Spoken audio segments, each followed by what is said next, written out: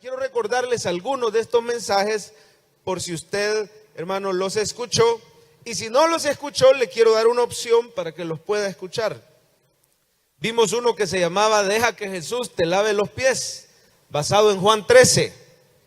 Otro basado en el mismo capítulo que se llamaba Cómo enfrentar las injusticias y traiciones. El Señor Jesús le lavó los pies a los discípulos, incluyendo a Judas, y después anunció que uno de ellos lo traicionaría. ¿Cómo se deben de enfrentar las traiciones en nuestra vida? Luego en Juan 14 vimos esperanza en un mundo de aflicción. Y en Juan 15 vimos cómo permanecer firmes en Cristo. Hoy vamos con el último mensaje basado en Juan 16 y con esto terminamos esta serie con Jesús su última noche. Si usted se perdió alguno de los mensajes anteriores de los que acabo de mencionar o lo quiere repasar, puede visitar nuestra página web, es www.cefalchurch, así se escribe, cefalchurch.org, no es .com, es .org al final. cefalchurch.org y haga clic en sermones dominicales y ahí usted puede encontrar todos nuestros mensajes, incluyendo también los de los demás pastores, los del pastor Francisco, su servidor y los demás. Bien, hermanos, vamos a buscar entonces el texto de hoy, Juan capítulo 16, y cuando lo tenga se pone de pie, por favor. Juan 16 del 4 en adelante. Evangelio según Juan capítulo 16 y los versículos del 4 en adelante. El título del mensaje le hemos llamado La ventaja del cristiano. Ahí tiene usted en pantalla una imagen bien significativa, ¿verdad? ¿Cuál es la gran ventaja que tiene el cristiano en esta vida? Si también pasa aflicciones igual a todos los demás. Juan 16:4, ¿lo tenemos? Dice así la palabra de Dios. No vamos a leer desde el principio del 4, sino a la mitad del versículo 4, cuando dice: esto no os lo dije al principio. ¿Ya se ubicó? Seguimos.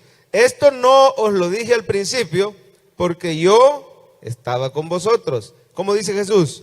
Pero ahora voy ¿a dónde? Al que me envió. Y ninguno de vosotros me pregunta ¿a dónde vas? Antes, porque os he dicho estas cosas, ¿cómo estaban los discípulos? Tristeza ha llenado vuestro corazón. Pero yo os digo la verdad, léalo conmigo, os conviene que yo me vaya. Dígalo de nuevo, os conviene que yo me vaya. Porque si no me fuera, ¿quién? El Consolador no vendría a vosotros. Mas si me fuere, os lo enviaré. ¿Y qué va a hacer? Y cuando Él venga, ¿qué va a hacer? Convencerá al mundo de pecado, de justicia y de juicio. Y ahí explica, de pecado, por cuanto no creen en mí. De justicia, por cuanto voy al Padre, no me veréis más. Y de juicio, por cuanto el príncipe de este mundo. Bueno, vamos a leer un versículo más. Dice: aún tengo muchas cosas que deciros, pero ahora no las podéis sobrellevar. El último, el 13. Pero cuando venga el Espíritu de verdad. ¿Cómo le llama el Espíritu Santo? El Espíritu de verdad. ¿Qué va a hacer Él? Él os guiará a toda la verdad, porque no hablará por su propia cuenta, sino que hablará todo lo que oyere y os hará saber las cosas. Ora en este momento pidiéndole al Señor que le hable a través de esta prédica. Señor Jesús, nos ponemos en tus manos. Sabemos que tú estás con nosotros a través de tu Santo Espíritu. Y te pedimos en esta mañana preciosa que tú les puedas hablar a tus hijos. Ellos son tuyos, ellos son tu pueblo. Gracias, bendito Dios, porque nos has dejado tu palabra. Pero también gracias porque no nos dejaste solos. Enviaste al Consolador, a tu Espíritu Santo. Y hoy Él está en medio de nosotros.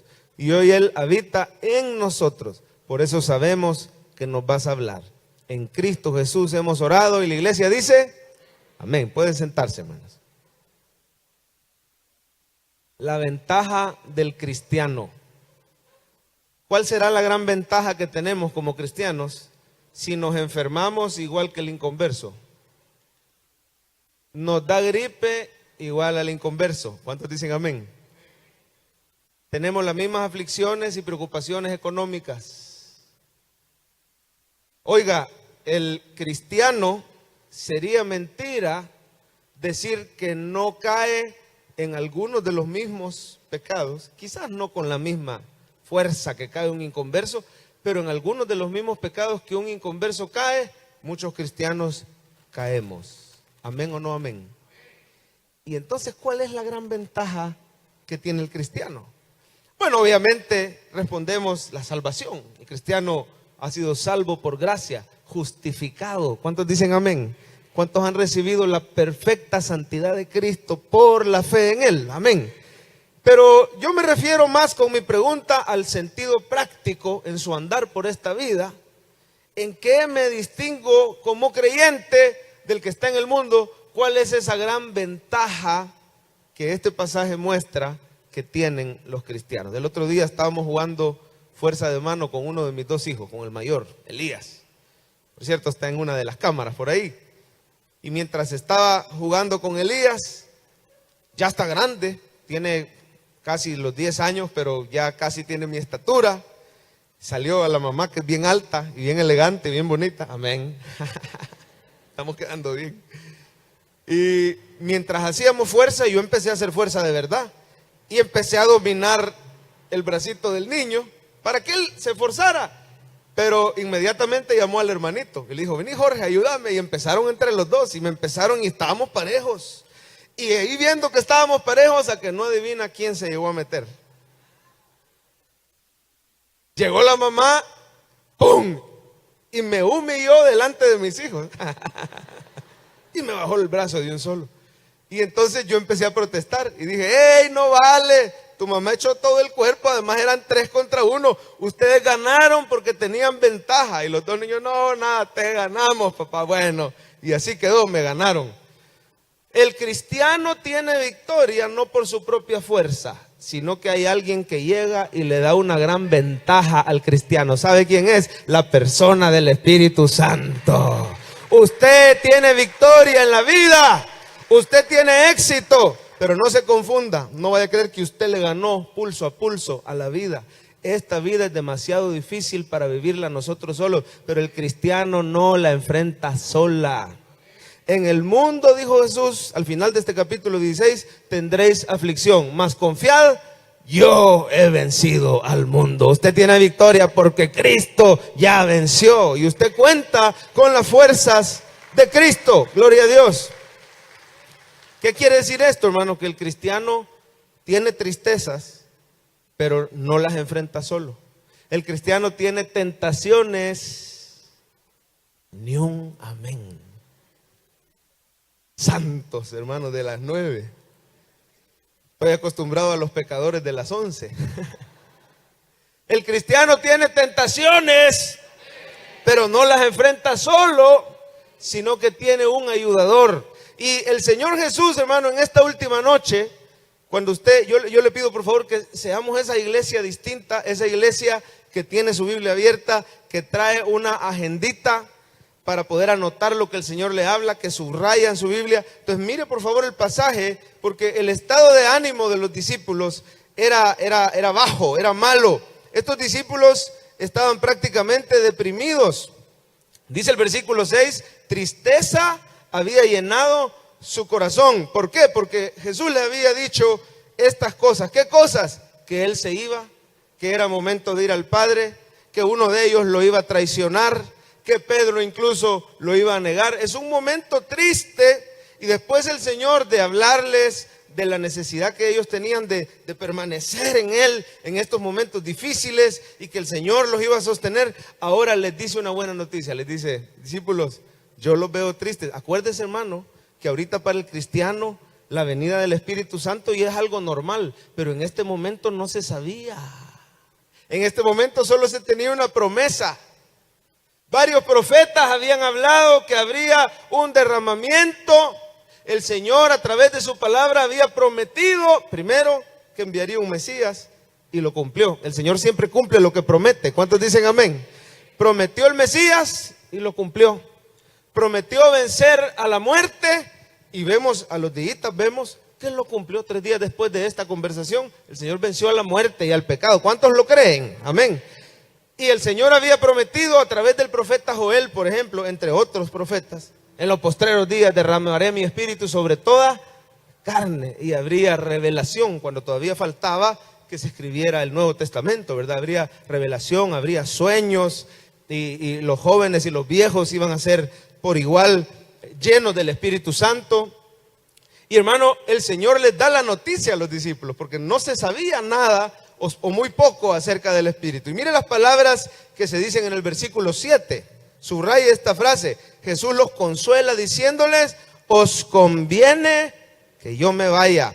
En el original, la frase os conviene se traduce como es algo bueno para ustedes. Así les dice Jesús. No, hombre, no estén tristes.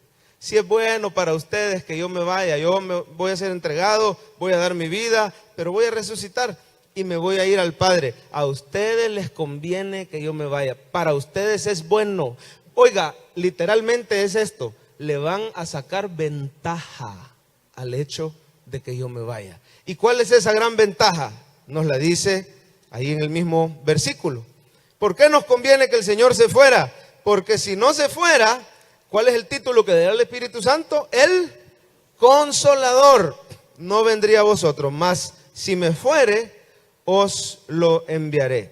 Hoy quiero hablarles, hermano, de la importancia que tiene el hecho de que Jesús nos haya dado a su Espíritu Santo, porque esa es la gran ventaja del cristiano. Preguntábamos cuál es la diferencia entre el hombre del mundo y entre el cristiano. ¿Por qué es que se le dice al joven no te unas en yugo desigual? Porque dentro del cristiano habita, no es algo, habita alguien y es la misma persona de Dios en el Espíritu Santo. Y esa es la gran ventaja que tiene el cristiano. ¿Por qué es ventaja que el cristiano tenga el Espíritu? Bueno, hermanos, sin el Espíritu hay demasiados roles que el Espíritu tiene. No los podemos ver todos hoy. Sin el Espíritu Santo no habría conversiones. Sin el Espíritu Santo nadie le entregaría su vida al Señor. Sin el Espíritu Santo no habría victoria contra el pecado. No pudiéramos predicar el Evangelio. Una infinidad de funciones que el Espíritu desarrolla. Pero vamos a ver 3 ventajas que el Espíritu Santo le da al creyente. Y en una de ellas hasta el inconverso sale beneficiado. 3 ventajas. ¿Cuáles son esas ventajas y por qué nos convenía que el Espíritu Santo fuera enviado a nosotros? La primera, hermano, la encontramos en el nombre que se le da en el versículo 7. Le llaman el Consolador. A ver, hágame un favor. Vamos a aprender un poquito de griego. Diga, por favor, Paracletos. Diga, el Paracletos. ¿Sabe qué quiere decir Paracletos? Quiere decir el abogado defensor. El Señor Jesús le dice a los discípulos, no tengan miedo. Les había dicho un par de capítulos antes, no os dejaré huérfanos, vendré a vosotros. Y aquí les está diciendo cómo es que Él va a venir. Porque estaba refiriéndose a la venida del Espíritu Santo. Les dice, les voy a enviar nada más y nada menos que al abogado defensor. ¿Sabe qué más quiere decir Paracletos? Sería buenísimo tomar nota de esto. El Espíritu Santo, el Paracletos, también quiere decir el que te aconseja. Oiga, el que se sienta a la par tuya, te aconseja y te defiende. ¿Cuántos sabían que en sus momentos más difíciles no han estado solos? Porque a la par de ustedes ha estado sentado el Espíritu Santo, aconsejándote, defendiéndote. No fue buena suerte que hayas acertado en esa decisión, fue el Espíritu Santo que mora en ti.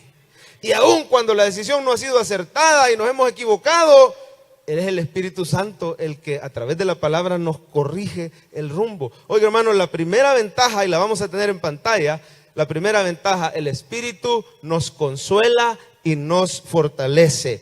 Él es el Consolador. Ahí lo tenemos en pantalla para ayudarle a usted a tomar nota.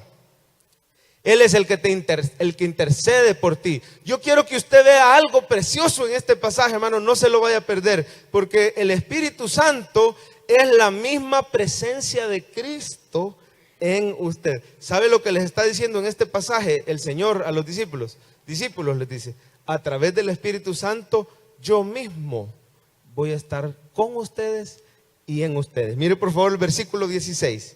les dice algo que parece una adivinanza o un trabalenguas y no lo entendieron. Les dice, todavía un poco y no me veréis. Y de nuevo, otro poco, ¿y qué va a pasar? Y me veréis, porque yo voy al Padre.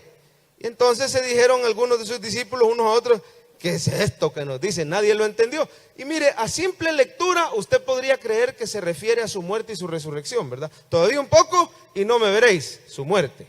Y después un poco y me volveréis a ver. Ajá, su resurrección, porque se les apareció. Pero ¿sabe usted que si usted estudia bien este pasaje y estudia el contexto, no se refiere a su muerte y su resurrección? ¿Sabe a qué se refiere? Se refiere a su ascensión y a la venida del Espíritu. Quiere decir que todavía un poco y no me veréis. Se va a ir al cielo con su Padre. Lo dice al final del versículo 16. Yo voy al Padre, dice. Se va al cielo con su Padre. Y luego un poco, unos cuantos días después, que serían aproximadamente 50 días después, ¿verdad? Porque por eso se le llama el Pentecostés, ¿verdad? Una fiesta que sucede 50 días después de la Pascua. Entonces le dice, todavía otro poco y me veréis. Dice Cristo que le verán los discípulos. Y se estaba refiriendo al Pentecostés. ¿Sabe qué verdad preciosa, hermano? Yo le agradezco que tenga paciencia con esta parte que es un poquito como de estudio bíblico. Porque aquí hay una verdad preciosa para usted y para mí. Tener al Espíritu Santo es como que el mismo Cristo está sentado a la par tuya. En tus peores momentos no estás solo, hermano lindo. No es emocionalismo del cristiano decir, no estoy solo. Jesús está conmigo. ¿Cuántos lo creen? El mismo Cristo a la par tuya en tus momentos difíciles. Terrible situación se vivió el viernes, fue, si no me equivoco, en el Ministerio de Hacienda. Pero hay mucho pueblo cristiano trabajando en ese lugar. Y ese día muchos invocaron el nombre del Señor Jesús. Y para lo grave que estuvo, hasta pocos casos hubo. Es decir, pudo haber sido mucho peor. Y la razón, hermano, yo creo que la razón por la cual eso no fue peor es por muchos cristianos que en ese lugar clamó al Señor. Y muchos que vimos la noticia y empezamos a clamar también. Porque ¿sabe qué? Ahí en medio del humo, ahí en medio de las llamas. Si es que esto no es nuevo. Esto ya ha sucedido antes. Y aquellos jóvenes que estaban en el fuego, Sadrac, Mesac y Abednego. Y cuando ese rey se asoma, ve que había un cuarto adentro. Y dice que parecía como hijo de dioses, este cuarto. Y ahora usted y yo sabemos que esa cuarta persona era Jesucristo preencarnado, acompañando en medio de las llamas a Sadrac, Mesac y Abednego. Esa misma escena se ha repetido este viernes. El Señor Jesucristo estuvo con su pueblo. Ahora, ¿por qué sucedió lo que sucedió? Porque quiero que sepa que la persona que partió para estar con el Señor era familiar de miembros de esta iglesia. Estamos orando muchísimo por su fortaleza en estos momentos difíciles. Sin embargo, aún eso no se le salió de control al Señor, porque el Señor ya sabe el día y la hora exacta en que nos va a llamar a su presencia. Y a pesar que ese momentito seguramente fue duro, fue difícil, pero esta persona ya se encuentra gozando en la misma presencia del Señor. En la vida y en la muerte le pertenecemos al Señor Jesucristo. ¿Cuántos dicen amén? Si vivimos, para Él vivimos. Si morimos, para Él morimos. Sea pues que vivamos o que muramos, del Señor somos. Estaba viendo una noticia hace poco. Después de un año que se abrió esa gran cárcava aquí por el Sertracén, iba un muchacho, bombero por cierto, con su esposa y su bebé de brazos y su hijita menor atrás. Y en un carro muy humilde, de repente sintieron como que se fueron en un bache. ¿Cuántos vieron esa noticia hace un año cuando sucedió? Un carro que se fue por completo en una cárcava que se abrió ahí por Metrocentro más o menos.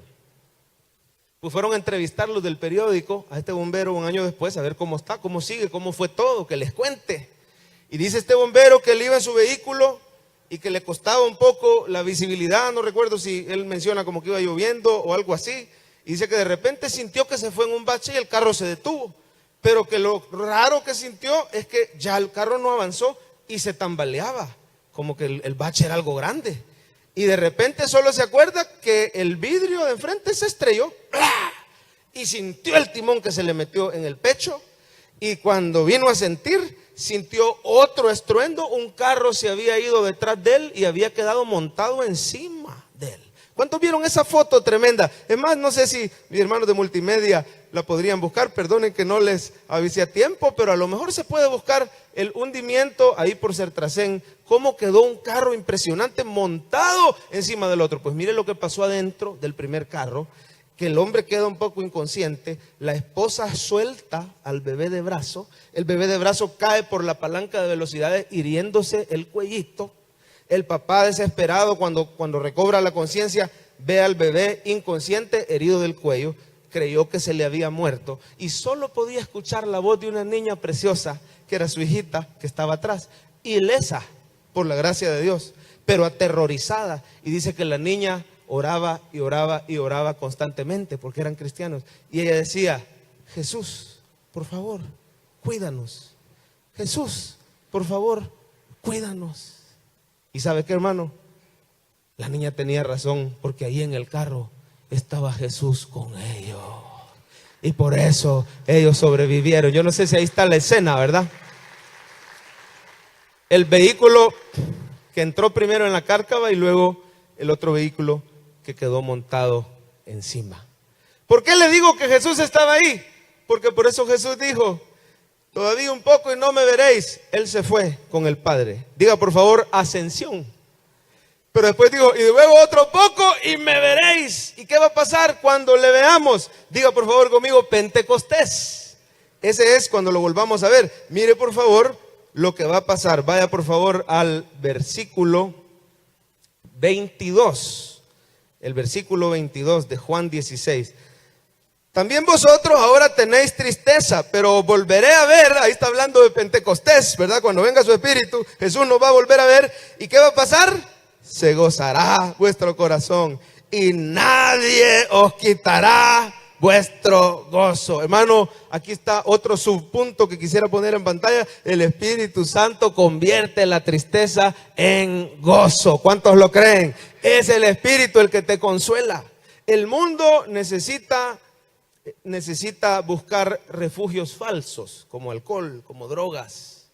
El mundo pues necesita, obviamente, por la misma naturaleza caída y por el mismo pecado, nos enfermamos, hay desbalances neuroquímicos y las personas visitan psiquiatras, visitan psicólogos, necesitan pastillas, pero el cristiano tiene una herramienta, tiene una ventaja adicional a las que tiene el mundo. El mundo tiene la ciencia, el mundo tiene su manera de enfrentar los problemas, ¿verdad? Con adicciones, con drogas, pero el cristiano tiene al Espíritu Santo. ¿Cuántos dicen amén? Y desde ese momento la tristeza de los discípulos se volvió en gozo, se volvió en denuedo para predicar, se volvió en alegría.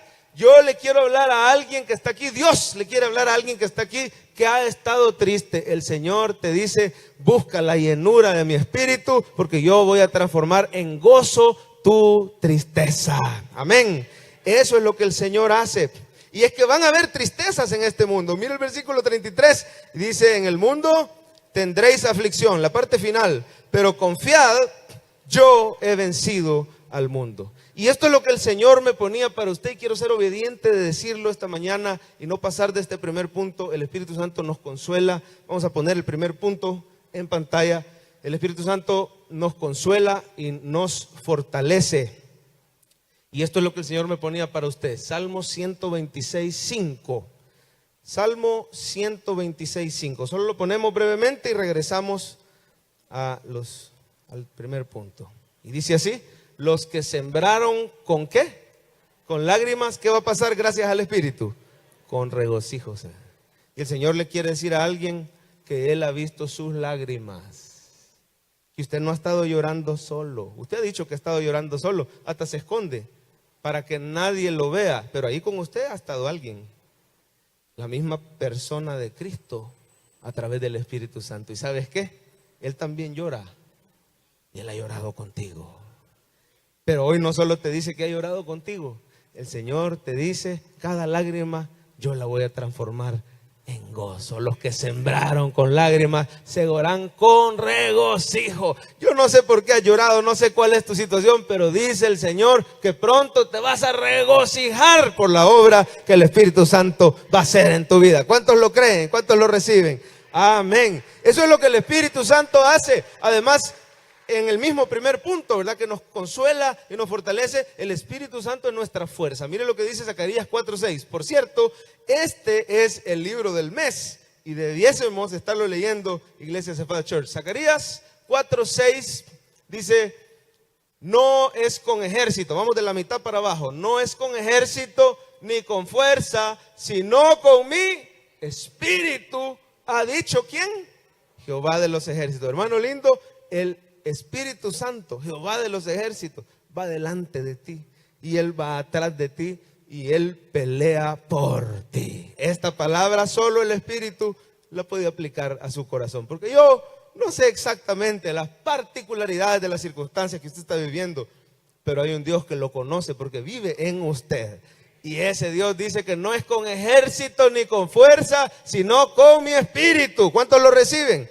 Él es el que rompe cadenas. Él es el que le da victoria al cristiano. Esto ayuda para que puedas vencer en esa situación. Amén, hermanos.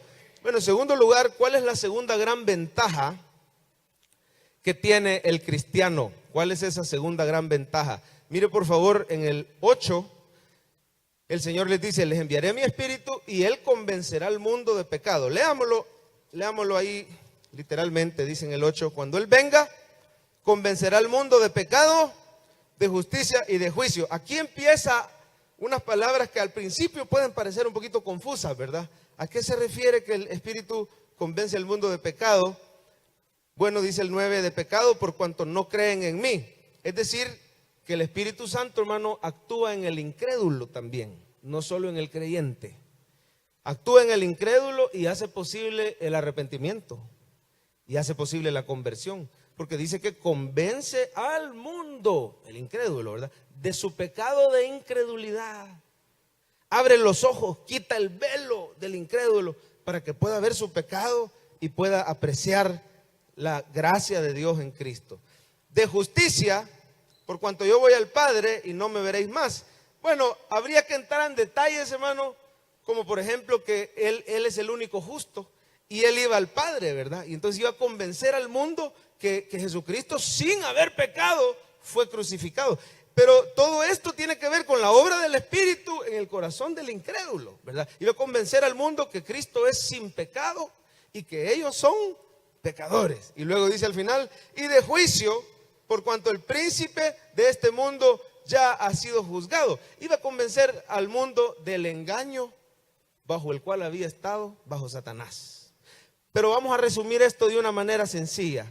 Todo esto habla, hermano, de la obra del Espíritu Santo que hace posible la conversión.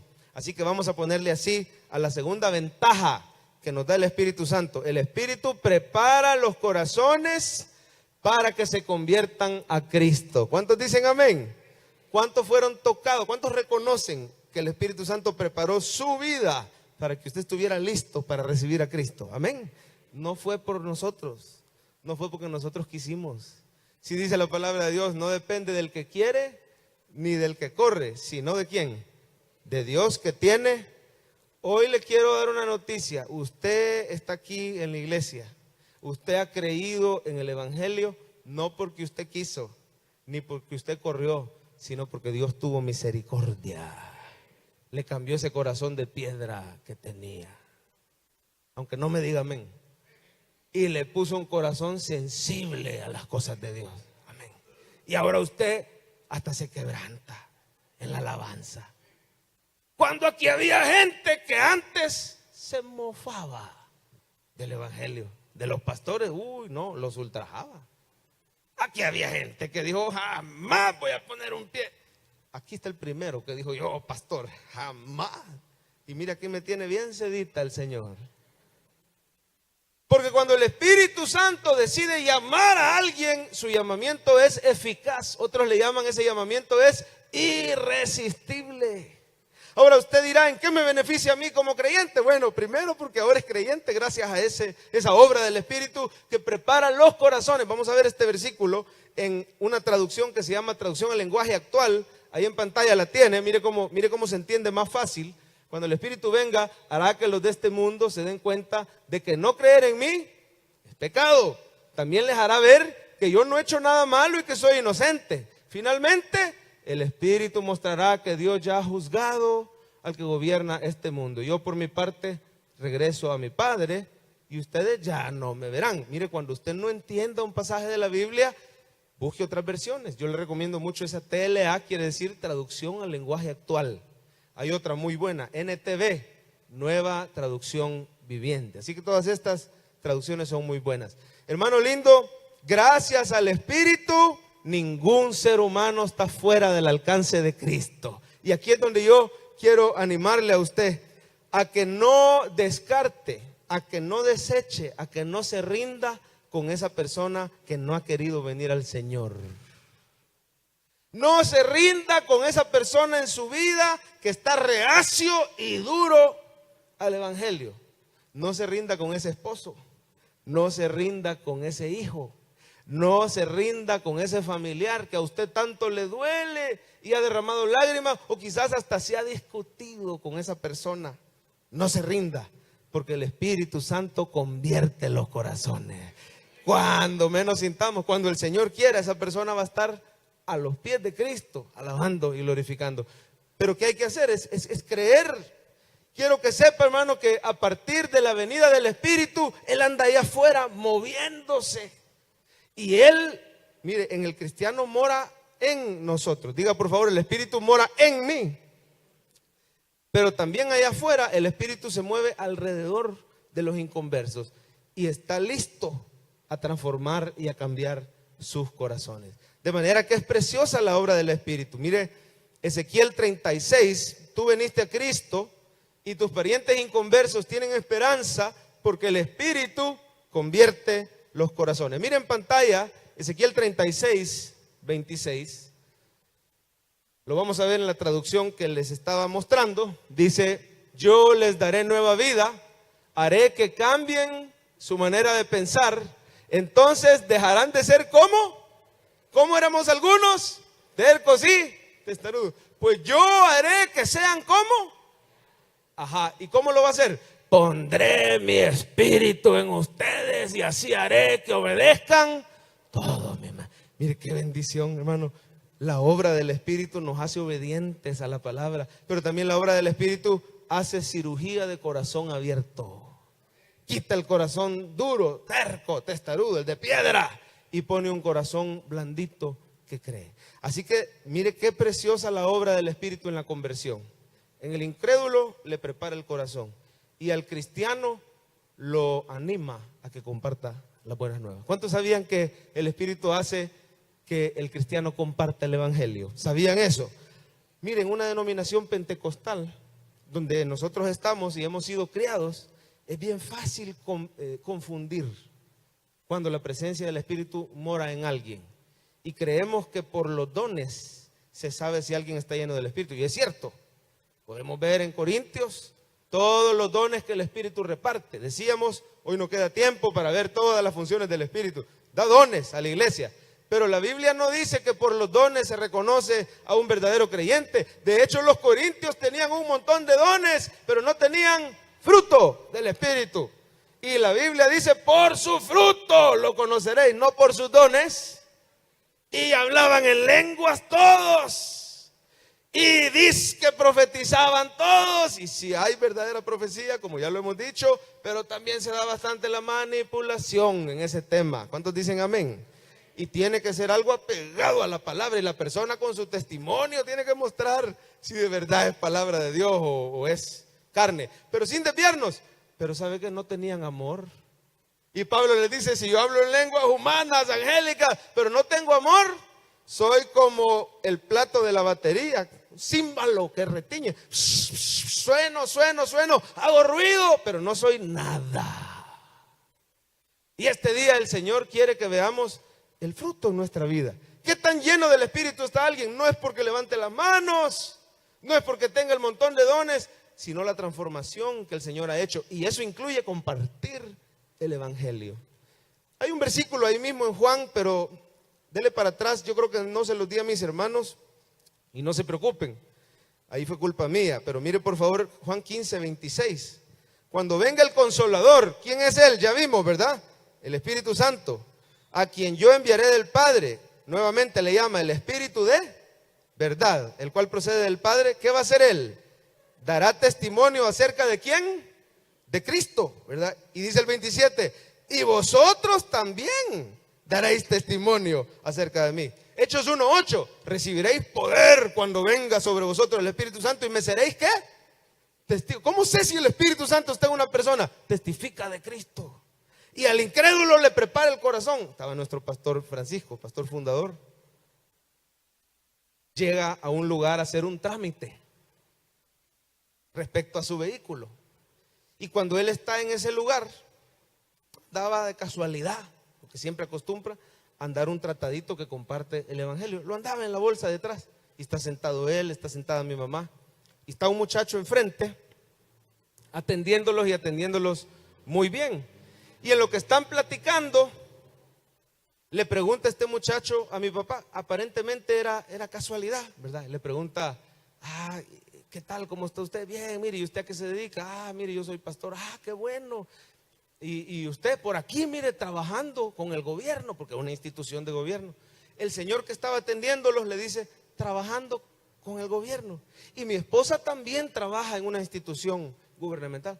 De veras, ¿y en qué institución trabaja su esposa? Mi esposa trabaja en el ISNA. Le dice mi papá, qué interesante. Mire, son casualidades de Dios. Amén. Qué interesante que su esposa trabaja en el ISNA. Fíjese que nuestra iglesia ahí en el ISNA ofrece un material de discipulado para los niños y adolescentes que están ahí, ¿verdad? En ese lugar, que se llama limpieza interior. ¿Y qué es eso, pastor Carrá, de limpieza interior?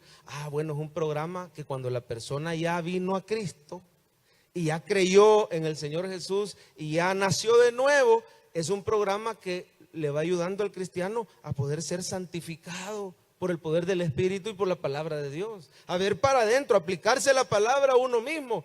Y entonces les ayuda con adicciones, les ayuda con resentimientos, les ayuda a vencer un montón de cosas que traen quizás arrastradas desde la niñez.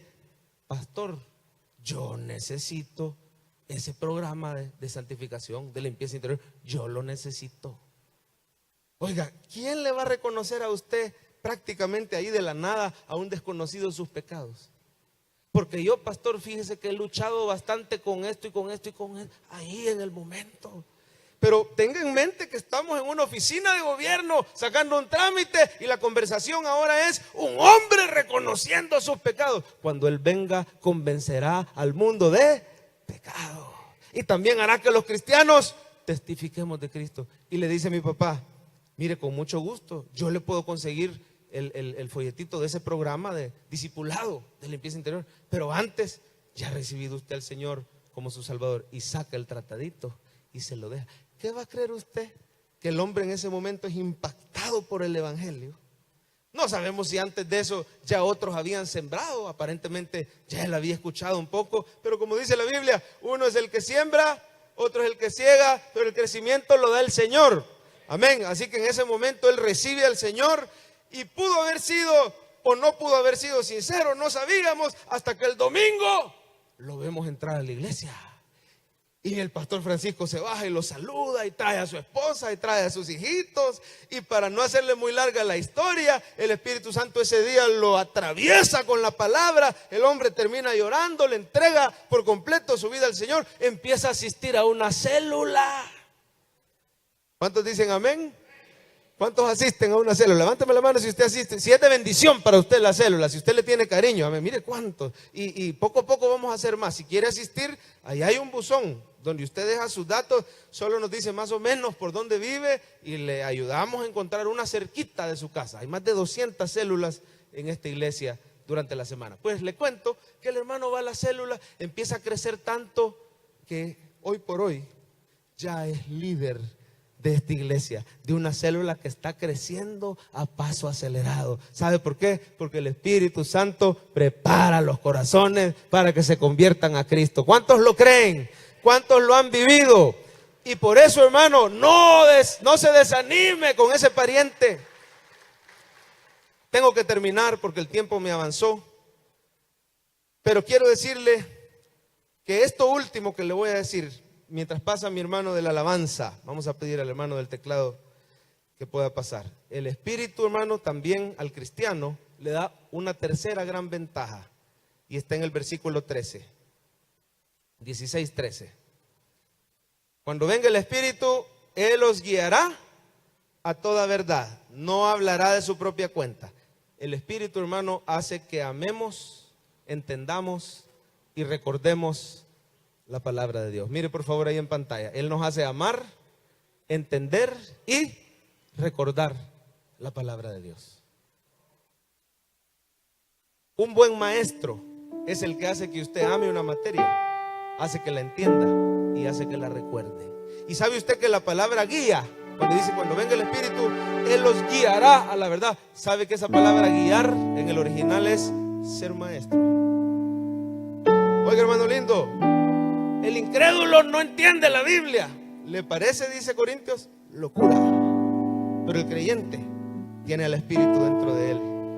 Tiene al mejor maestro de Biblia que se pudiera encontrar. Lo digo con muchísimo cariño para mi padre. Humanamente es mi maestro. Yo también estoy enseñando, pero no hay mejor maestro de Biblia que el Espíritu Santo. Porque Él escribió la Biblia. Él va a hacer no solo que la entiendas, Él va a hacer que la ames. Cuando el Espíritu venga, no sé si me tienen un pasaje que les di de Juan 14, me parece que se los había dado por ahí, de Juan 14. Pero el Espíritu Santo va a hacer que ames, ¿no está? Lo vemos rápidamente, antes de terminar. Mira lo que dice el 26, Juan 14, 26. Mas el Consolador, el Espíritu Santo, a quien el Padre enviará, Él, ¿qué va a hacer? Os enseñará todas las cosas. ¿Y qué más? Y os recordará todo lo que yo os he dicho. Atrévase a leer su Biblia todos los días, hermano. Siga el programa Estudiemos la Biblia.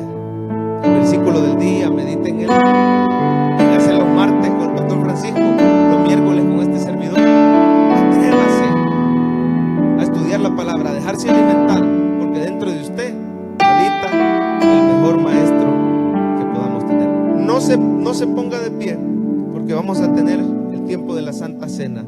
Pero quiero que ahí sentadito donde está, con sus ojos cerrados, mientras los hermanos diáconos empiezan a hacer la formación, quiero que le pueda dar gracias a Jesús por enviar al Espíritu Santo. Gracias porque no nos dejaste huérfanos. Gracias porque tú mismo veniste a nosotros y ahora tenemos gozo.